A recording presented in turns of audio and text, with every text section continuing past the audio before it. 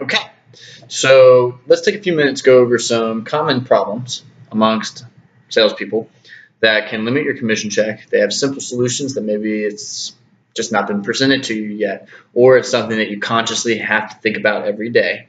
And here's a reminder if you need to rewatch this video. The first thing I want to cover is something that plagues a lot of salespeople due to the fact that they never got public speaking experience. They never got that comfortable feeling in themselves, and now they're in a role where they have to speak for a living. Okay, and it's the ums. Okay, everybody knows that they may have had a case of the ums where throughout a pitch you just your way through it, right? I have this product for you. You told me it was important to you because feature A fixes the problem that you had right at that time when you told me that and you can almost put a niche mark when you're listening to the presentation for every time that you say it, and by the time it causes your customer to tune out because they don't want to hear this annoying pitch. So now they're going to miss out on key features and benefits that you're trying to sell on. It can be a cancer. So you need to figure out how to replace this like a bad song on your drive into work. Now there's 3 magic words that help replace this, right, which is hurting you. Then also build urgency and maybe keep the customer hanging while you figure out what to say next, which can help you keep them falling forward. Okay, so it's a win-win. All right, the first one is now. Okay, so now customer, I have your product here that will go ahead and fit your needs here. Now, if you think about it, this fixes that first thing that you told me that the current provider wasn't fixing, right? So then also, so word number 2, because I want to roll into them. They're just natural. They flow off. You're going to find this more comfortable than you want to admit, okay, replacing with these 3 magic words. The next one is and, guys, and.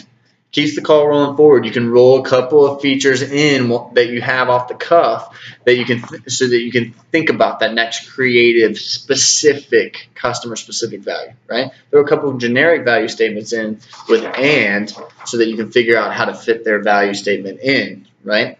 The next one that will help you is so. This is a common one, and the ones that use it naturally get more sales. It replaces It's so, like I was saying, you can pause after it. The customer's on the edge of their seat sometimes. It rolls into a point. So like I was saying, you can kind of pause. It's transition words that buy you time. Okay, they can replace and they can make you money, and it's very simple. Now the next one is when you insult a customer, you hear their tone change because you're active listening. Be quick to say I'm sorry. Give up that momentary pride of I'm right for the I'm happy of a commission check, and say I'm sorry you feel that way. Most of my customers like that information. Let me look and see if there's something else I can talk about. Buy yourself some sympathy points, some brownie points, and realign with that rapport that you're building by saying I'm sorry faster. Okay, it's not going to lose you the sale, which is more money. Okay, it might lose this dominance thing that you want to feel in the presentation. Give it up. Your money's more important. The kids you're trying to feed, all right, the family you're trying to support, the vacation you're trying to save up for is more important than being right all the time when it comes to sales or feeling like they should take all of the things you're giving them and like it. That's what you're saying when you're when you don't want to say, I'm sorry, take this and like it. Well, nobody likes that, okay? They're going to tell you no all the time, okay? So be quick to say, I'm sorry. I'm sorry you feel that way.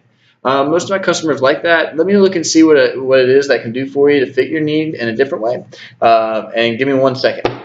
Buy yourself some time. All right? Be quick to say I'm sorry. Now, the next one is a big one. All right? So it's going to be a 5-minute video. When you go in for the close, it's very simple to identify the 2 things that can cause you to lose a sale. A question versus a hesitation. Now, question is a buying sign. Okay, that means the customer is interested, and if you don't handle it the right way, you can lose a buying customer because you didn't identify that it was a question, because maybe you think it's a hesitation. All right, so I'm going to go into identifying these 2 in a little bit more in the next clip.